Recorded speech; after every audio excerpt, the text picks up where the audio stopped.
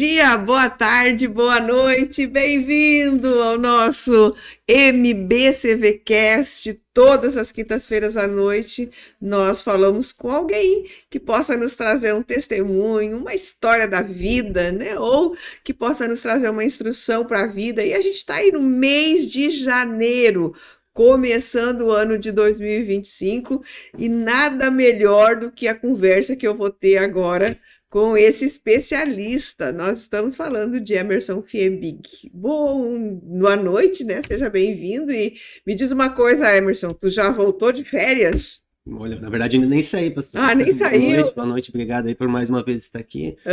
Vamos fazer um bate-papo aí, né? A gente trocar algumas ideias aí, alguns parâmetros para nosso ano de 2025, é um ano de sabedoria, né? É a gestão da vida, então nada melhor que também olhar para essa área, né? O Emerson, ele é recorrente aqui no programa, vocês sabem disso, a gente já trouxe ele algumas vezes para falar sobre a área de finanças.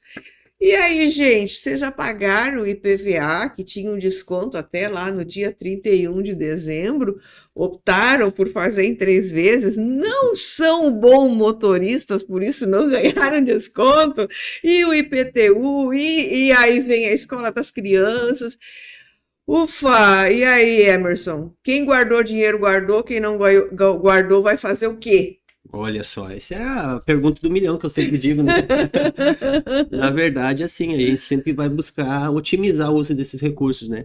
Obviamente, o adiantamento dessas despesas de início de ano, né? Quem pôde fazer ali em dezembro, às vezes com o 10º ou com alguma outra reserva, né? Até mesmo talvez tirou férias, entrou um valor a mais, ou quem é autônomo também, enfim, de alguma forma se organizou.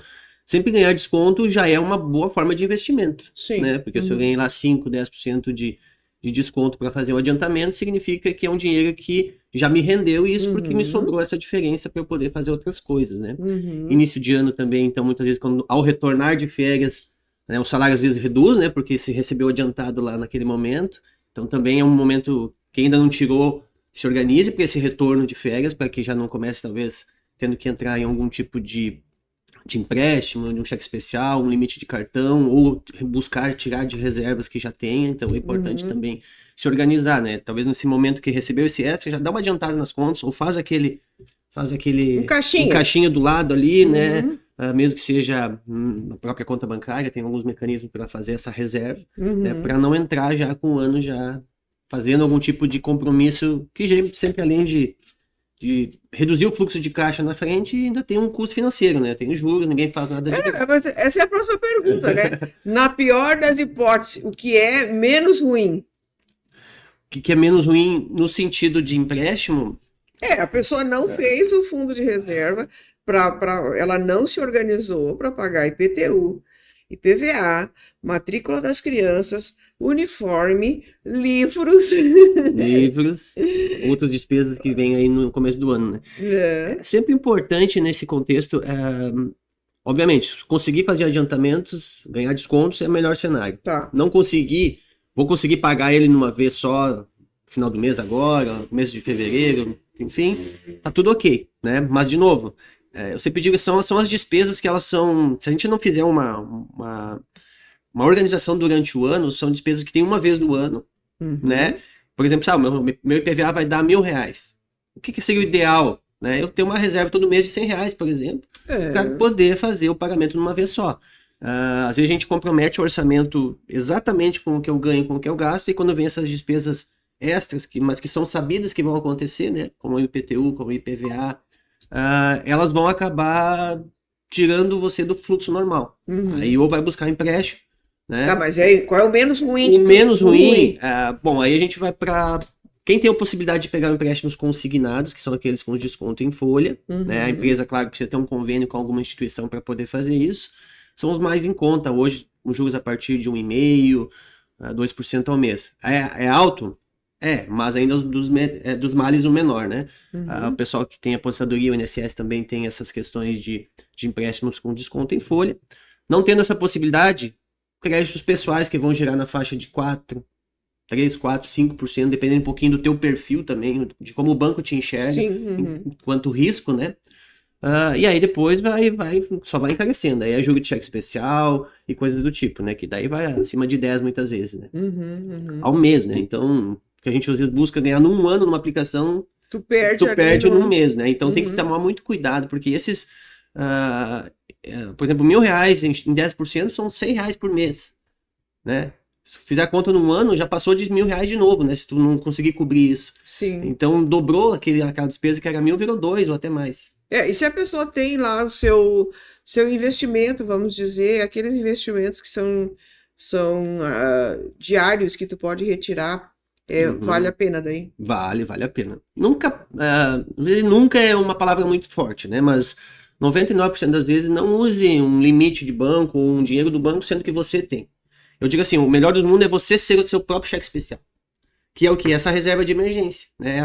Ou até mesmo uma reserva, essa nem é uma reserva de emergência. Olha, eu me programei para que em janeiro tenha R$1.000 para pagar o carro, o IPVA do carro, por exemplo. Tenha R$1.000 para pagar o IPTU da casa. Então eu já hoje os bancos têm muitas ferramentas, né? As caixinhas, ou você pode dizer, não, essa aplicação que eu estou fazendo aqui, R$100 por mês, R$200 por mês, R$300 por mês, é para isso.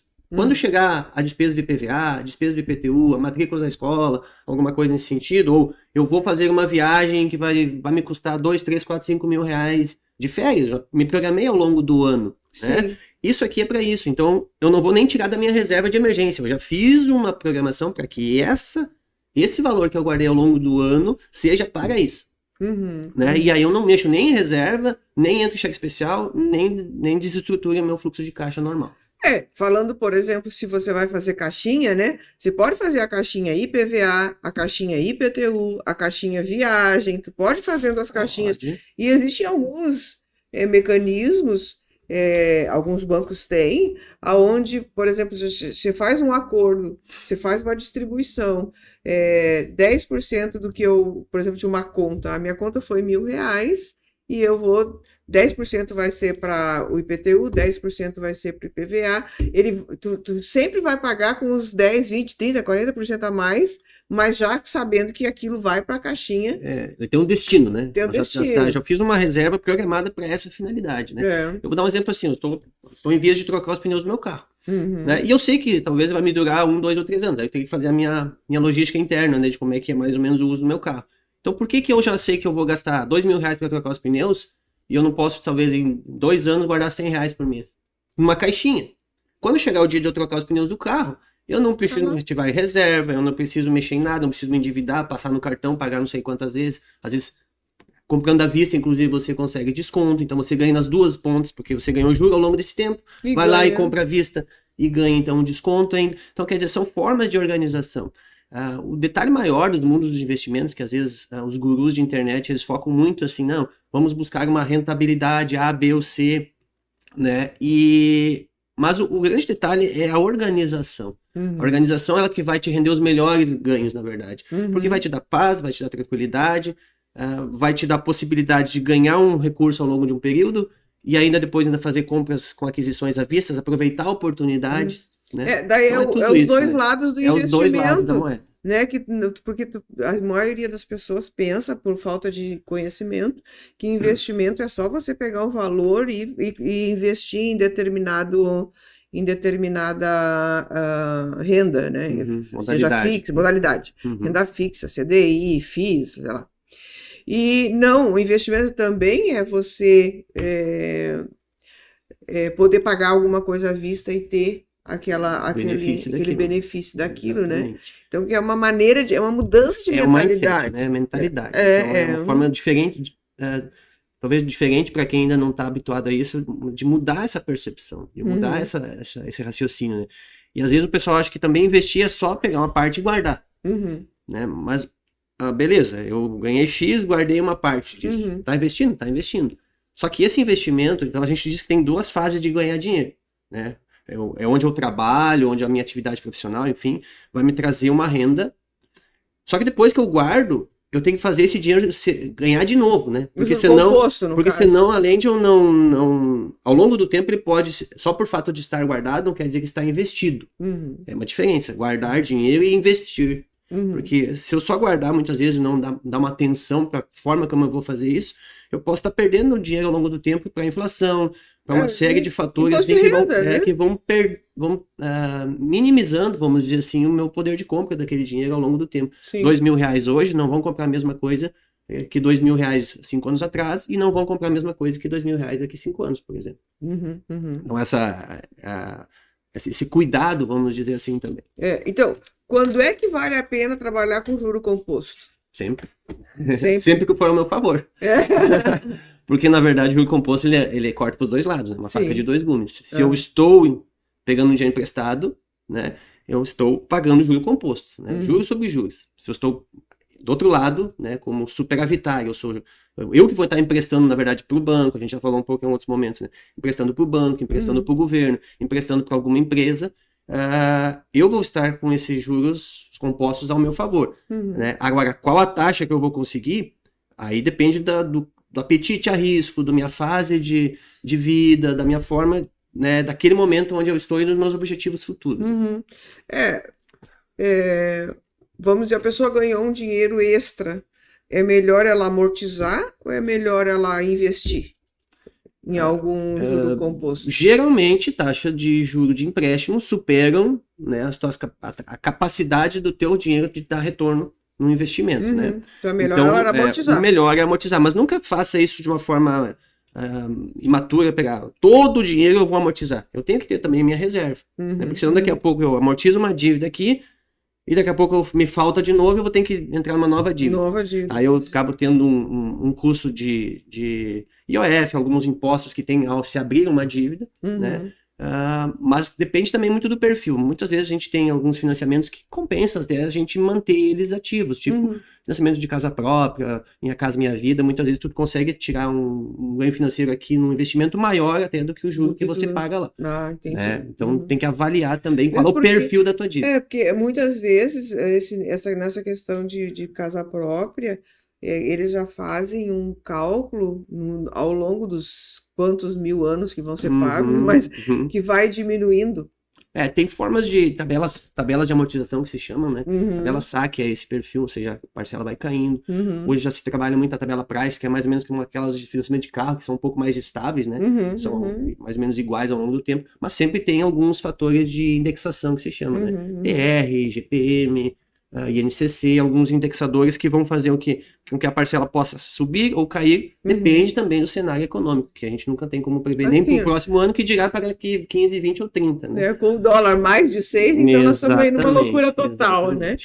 Ok, aí nós entramos em 2025, você conseguiu pagar todas as suas dívidas, você conseguiu, a gente não vai chamar de dívida, a gente vai chamar do compromisso, né, que tem ali todo ano, e agora, você começa o teu trabalho, o teu giro financeiro e começa a te sobrar um valor. Vamos falar então de guardar esse dinheiro, né? Desse fundo de reserva. Qual que seria essa lógica desse fundo de reserva? Muito depende também do teu momento de vida, como é que é a tua renda, quão estável ela é. Né? A minha renda oscila muito, ou estou uma renda mais normal, vamos dizer assim, ao longo dos meses. Eu tenho muitos compromissos, filhos, não tenho filhos, então tudo também depende um pouquinho do momento de vida. Mas, regra geral, primeiro tu vai montar a tua reserva de emergência. O que é a reserva? Seria? Pelo menos 6 vezes, assim. O mercado, os gurus de investimento também, vamos dizer assim, eles têm alguns perfis um pouquinho diferentes, mas em média 6 vezes o valor da tua despesa mensal. Eu gasto 4 mil por mês para as minhas contas básicas do mês. 24 mil. 24 mil é a minha reserva de emergência, por exemplo. Então eu tenho que ter esse valor, porque posso ficar desempregado, posso ter algum imprevisto, né? Não estou nem falando de grandes imprevistos, mas imprevistos menores, né? Estragar o carro, me roubaram o carro, né? Fiquei doente com alguma forma, assim, uma doença mais leve que precisa de um tratamento, um afastamento de trabalho, então eu preciso ter essa reserva. E aí, onde é que eu vou colocar isso? Em aplicações que têm rentabilidade e liquidez diária. Né? Ou seja, que eu não preciso ficar travado durante anos, 6 meses, um ano, porque se é para emergência, eu não posso que a minha emergência tenha que esperar 6 meses, né? Então é exatamente por isso. A emergência é que amanhã eu posso ir lá e resgatar, e baixar, e botar na minha conta, e fazer o que eu tenho que fazer. Então, ali a gente vai buscar vai buscar muito mais liquidez do que rentabilidade, ou seja, estar com o dinheiro à mão do que, vou ter que botar numa aplicação super rentável, porque geralmente, eu brinco que é que nem o Sol e a Lua e as estrelas, né? Eu não vou ter as três ao mesmo tempo no céu. Ou tem Sol, ou tem estrela, né? Ou a Lua está aqui, mas não apenas se enxerga. No investimento é um pouco assim, né? Liquidez, rentabilidade e risco. Né? Então, se eu quero mais liquidez, ou seja, ter o dinheiro mais à mão a qualquer momento, eu vou ter que abrir mão de uma rentabilidade, vou ter que correr menos riscos, né? Porque eu não vou arriscar aquele capital, ou vou trabalhar mais suave aqui. Eu quero depois, em outro momento, um outro tipo de perfil, aí eu vou mesclar isso aqui de uma forma, vou balancear isso, né? Dar Então, pesos diferentes. Não é bom, então, só falando em termos de carteira de investimento, você precisa ter uma carteira, você não pode investir tudo que tem em alguma coisa. Tu tem que fazer várias aplicações. Mas vamos dizer assim, ó, vamos na continuidade. Ele conseguiu pagar todas as coisas do início de ano, ele tem uma renda estável, ele fez o fundo de reserva, próximo passo. Aí a gente já pode olhar para um cenário assim, bom, onde é que eu posso também rentabilizar melhor o meu capital? Daí ele pode pensar em rentabilidade de longo prazo. Isso. Até eu não ter minha reserva de emergência, até tu pode ter alguma coisa um pouco mais de risco, que busque uma rentabilidade melhor. Mas assim, vai ser 5% do teu capital. Né? Dos 24 mil, eu vou ter R$1.000 lá em ações, em alguma coisa que eu vou estar entendendo, mais como aprendizado, mais como para eu poder acompanhar, para eu poder começar a entender como é que essa dinâmica acontece, do que buscando realmente uma grande rentabilidade, ou às vezes assim, o pessoal, vou investir e vou ficar rico, ou coisa do tipo, né? Uma coisa que eu escuto muito de perguntas é assim, eu quero começar a investir, onde é que é melhor eu começar? Né? Onde é que eu vou ter um resultado maior? Daí começa a olhar lá, aqui eu ganho 11%, aqui eu ganho 10%, aqui eu ganho 12%, o que é melhor? Gente, não vai mudar a tua vida agora. Né? O importante maior, esse 1% de diferença num ano, às vezes é o quê?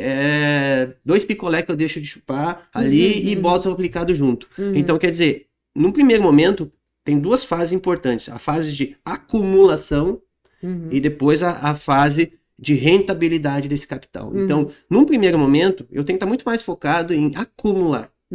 Né? Se eu botar R$500 é uma coisa, se eu botar 1.000 é o dobro, né? Então, quer dizer, já ganhei 100% de rentabilidade só ao guardar um pouco mais. O bom seria, e aí tu me corrige, porque tu é o expertise, mensalmente. Né? Estabeleça um valor mensal. O ideal, eu gosto da regra do 50, 30, 20. 50% da tua renda tu utiliza para tuas despesas básicas. Comer, alimentação, moradia, as coisas do dia a dia, né? Transporte, enfim. 30% você vai utilizar para quê? Já para aquelas caixinhas, né? Para lazer, para uma viagem, para as coisas, eu quero comprar um sofá melhor, eu quero trocar minha TV. Isso já não é básico, isso aqui já é uma parte, né, onde tu vai tentando melhorar a tua qualidade de vida. E 20% você guarda para longo prazo, ou seja, para formar capital. Essa semana que passou aí eu li algumas reportagens sobre novas mudanças do INSS, né? Ou seja, prolongando mais um pouco ainda o momento onde você vai se aposentar. E aí eu desconfio muito que daqui 20, 30 anos, talvez quando chegar esse nosso momento, quem está ali com 20, 30, 40 anos, né, pensando, imaginando e vendo essas notícias, talvez nem vai ter mais. Nem vai ter, ou tu vai ganhar tão pouco que, sei lá, não sei se vai dar nem para comer. Né? Não é que não vai existir mais, mas vai ser algo muito mais seletivo, muito mais... A gente sabe de pessoas que se aposentaram com 5, 10 salários, hoje praticamente estão com 1 ou 2. Né? Então se perdeu, achou que estava tranquilo para a vida toda e depois agora já não é mais. Então fazer essa reserva pensando exatamente para esse momento. Como talvez nossos avós e bisavós lá não contavam com a aposentadoria para se aposentar, né? Para viver ao longo... Então eles faziam um acúmulo, eles tinham uma cultura muito mais de poupança, né? Sim, de formação de capital e tudo mais, né? Exatamente buscando essa tranquilidade futura. Ainda bem que tu falando poupança, que agora eu me lembrei disso aqui, que eu li só o enunciado que dizia que esse ano 60% das pessoas a nível nacional tiraram o seu dinheiro da poupança. Hoje, poupança não mais.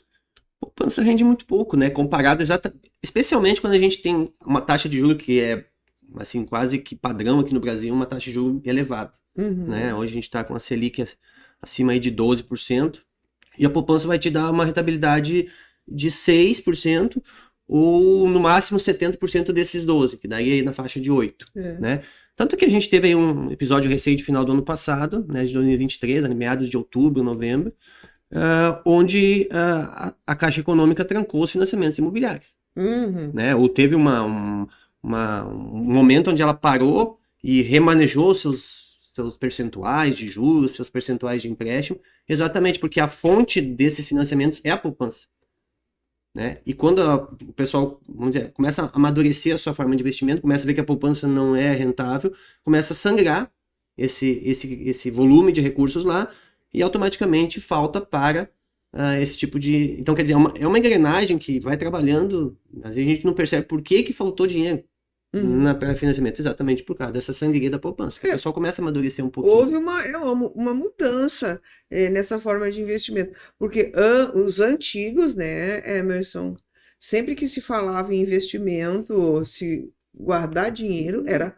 poupança. A cadernetinha, aquela anotadinha. Poupança, Então, essa nova geração que está surgindo já sabe que não, que existem outros mecanismos, né? Então, e isso é uma tendência cada vez maior, eu creio, Sim. né? De tirar da poupança e colocar em alguns outros, porque hoje existem algumas instituições bancárias que te rendem aí 100% do CDI. Então, o teu dinheiro que tu não tá nem aplicando. Tá só deixando ali pagado. Só tá deixando ali, tu vai ganhar. Claro que é um pouquinho, mas é bem mais do que a poupança, por exemplo. É mais que a poupança, exatamente, né? Então, houve essa migração, né? Um cuidado só que eu gostaria de trazer, assim, uma observação, vamos dizer assim, é que assim como tudo na mídia, às vezes ele foca em um aspecto, né, e supervaloriza aquele aspecto, e em detrimento de outras variáveis que também são importantes. Então, às vezes, não, vamos investir e aí vou viver de renda, né, e daqui a um tempo eu não preciso mais trabalhar e tudo mais, ou daqui a um tempo eu tenho 1 milhão, eu tenho 2 milhões, eu tenho... Muito cuidado, porque o valor ao longo do tempo, se todo mundo conseguisse uma rentabilidade de 20% ao ano, automaticamente daqui a um tempo não se inventa dinheiro. O dinheiro muda de mão. Resumindo, é isso, né? Quem não gerencia bem os seus recursos acaba migrando para outro. Então, existe uma geração de valor, né? Mas ela não se o mundo crescesse a 20% ao ano, como talvez muitas pessoas buscam de rentabilidade ao ano, o mundo em 5 anos triplicaria. Duplicaria, desculpa. Né? Então, e a gente sabe que numa economia não é assim que acontece. Né? Então, esse cuidado assim, de não cair muito nessas falácias assim, de vou investir e tá rendendo tanto, né? E vou viver de renda, com 30, 40 anos eu paro de trabalhar, porque eu já vou ter X aplicado. Então, cuidado, mas... De novo, não é nem lá e nem cá, nem 8 nem 80, né? Não que não seja possível, mas para a pessoa poder viver de renda, ela precisa ter aplicado a renda. O dinheiro tem que acumulado.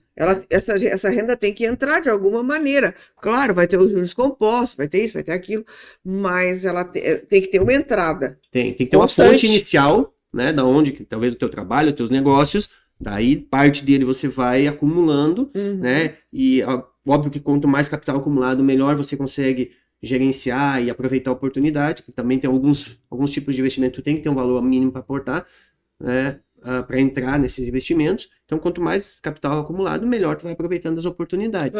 Né? Mas, assim, tomar cuidado, assim, vou viver de renda, assim, do nada, né? É só na internet, tá, gente? Só na internet. Cuidado, assim, para não se iludir, né? E daqui a pouco se decepcionar, então não vale a pena investir. Também não é isso.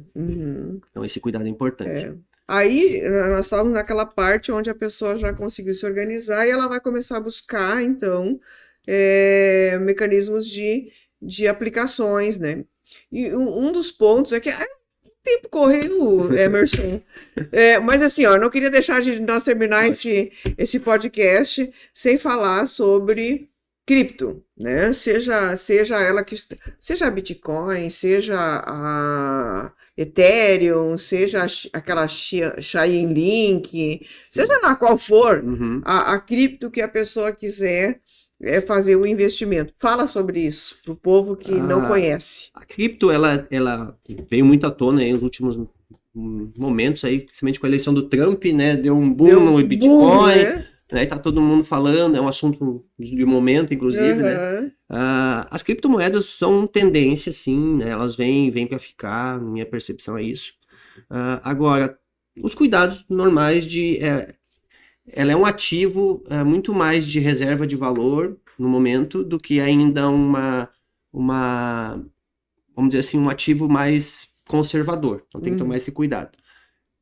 Ela vai ganhando espaço, vai ter moedas assim que do dia para noite saltam 1000%. Mas isso é quase uma aposta, né? Então como é que vai adivinhar que amanhã ela vai subir? Então tem que tomar cuidado também para não se iludir, né? Ou daqui a pouquinho apostar muita coisa em cima disso. Mas sim, faz parte do portfólio. Vamos dizer uma carteira madura hoje. Já estou há um tempo, ou vou me preparar para ter essa carteira madura. Ela vai ter uma boa quantidade, eu digo, acima de 50% em aplicações líquidas, como CDBs, como fundos de renda fixa. Ela vai ter lá 10, 20% em ações. Eu não sei qual ação comprar. Então vai lá e compra um fundo de ações, né? Estuda um pouquinho sobre os fundos de ações disponíveis, que com certeza no banco que você hoje já tem conta, tem opções já, não precisa sair inventando moda no primeiro momento. Ali vai ter opções de fundos de ações que vão acompanhar as carteiras de grandes empresas, né, que estão sólidas no mercado. Então, aplica um pouco nisso. Vai para cripto, mas assim, com muito cautela, muito pé no chão.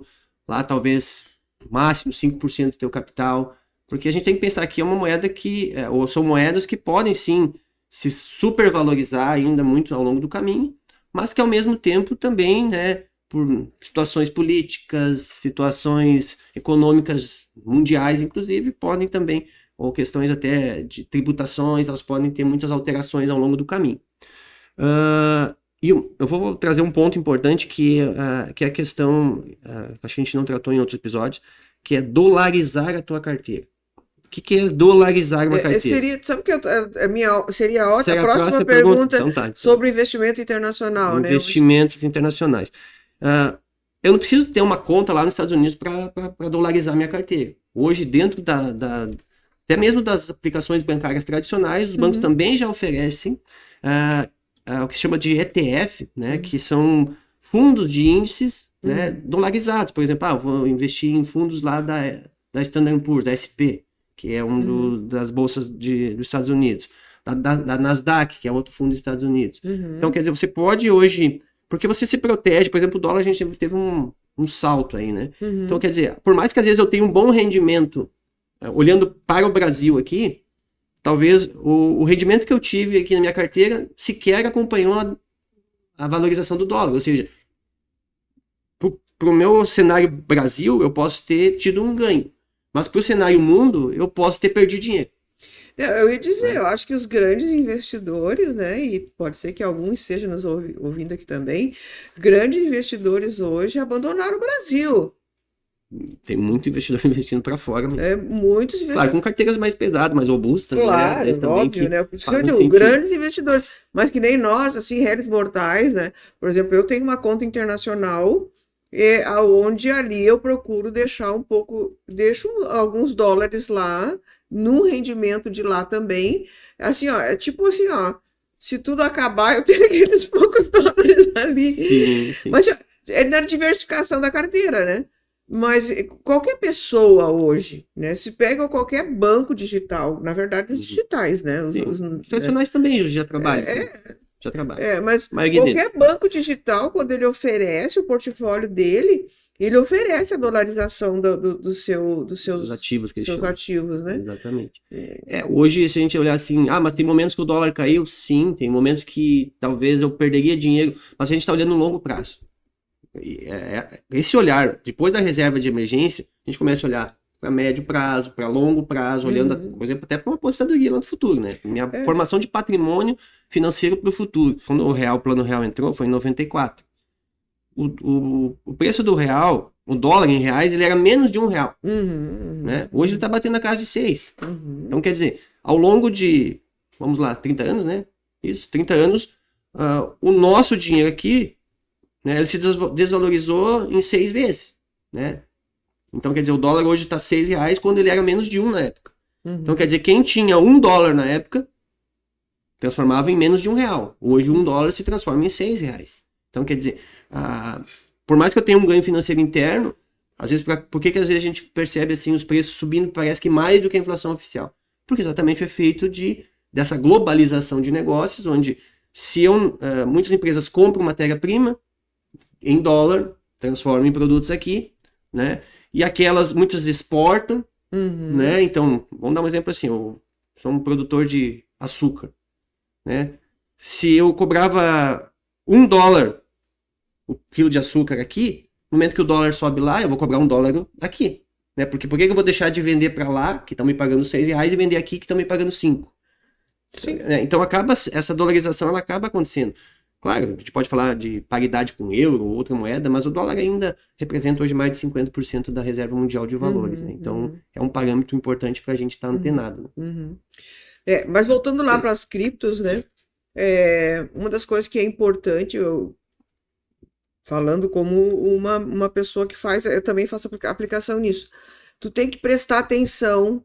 Cripto, tu não pode pegar o teu dinheiro, né, Emerson, e botar lá na cripto e dizer, bom, agora só vai render. Porque a cripto tem baixado muito nos últimos tempos. Então, ela tem os tempos certos de você comprar. De entrada. Ela tem os tempos certos. Então, é bom sempre... Por isso que eu te falei, eu acho que a constância... Seja na cripto, tu vai comprar na alta, tu vai comprar na baixa, e tu vai ter um preço médio que se chama. Exatamente, essa aqui é a constância que vai ser bom, né? Mas com respeito, por exemplo, a essa rentabilidade a longo prazo, né? Hoje os bancos, eles estão oferecendo rentabilidades, por exemplo, para você retirar o valor só lá em 2032, 2028, isso vale a pena, afinal? Tem que olhar bem as entrelinhas, né? Para ver o que exatamente é isso. Porque também tem as situações assim, tu pode às vezes ter um ganho maior se você mantém até lá, mas muitas vezes não quer dizer que você não possa retirar antes. Tem que ler bem o que aquela aplicação diz em termos de liquidez. Se é uma liquidez com juro melhor se você mantém, se é exatamente liquidez só no resgate, no vencimento, aliás, não tem resgate antecipado de forma alguma, né? Ou se talvez você só perde um pouco do potencial ganho que você teria. Porque o banco ele vai te dar a possível rentabilidade, ele vai te dar a rentabilidade ali. Então, eu tô falando mais para aquelas pessoas que estão, né, agora, pô, ela tá organizando ali a carteira dela, então, não ser ignorante com respeito a algumas coisas, porque às vezes a pessoa vê só o rendimento, muitas vezes só o rendimento e não consegue ver essas entrelinhas. Pô, vou ter um rendimento X em 2028, mas eu não vou poder mexer nesse dinheiro até lá. E se der qualquer situação, eu tenho já dinheiro. Não é uma reserva de emergência, não pode estar ali. Mas, de novo, dos 100% que eu tenho aplicado, vamos dar, por exemplo, 100 mil.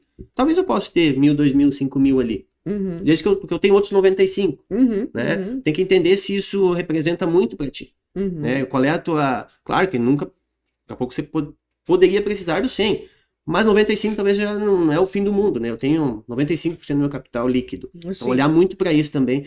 E só para agregar na questão das criptos, não precisa necessariamente no primeiro momento você comprar um Bitcoin, porque daí envolve ter uma carteira, entender a guarda, porque se você perde a senha daquilo ali, tu perdeu o dinheiro.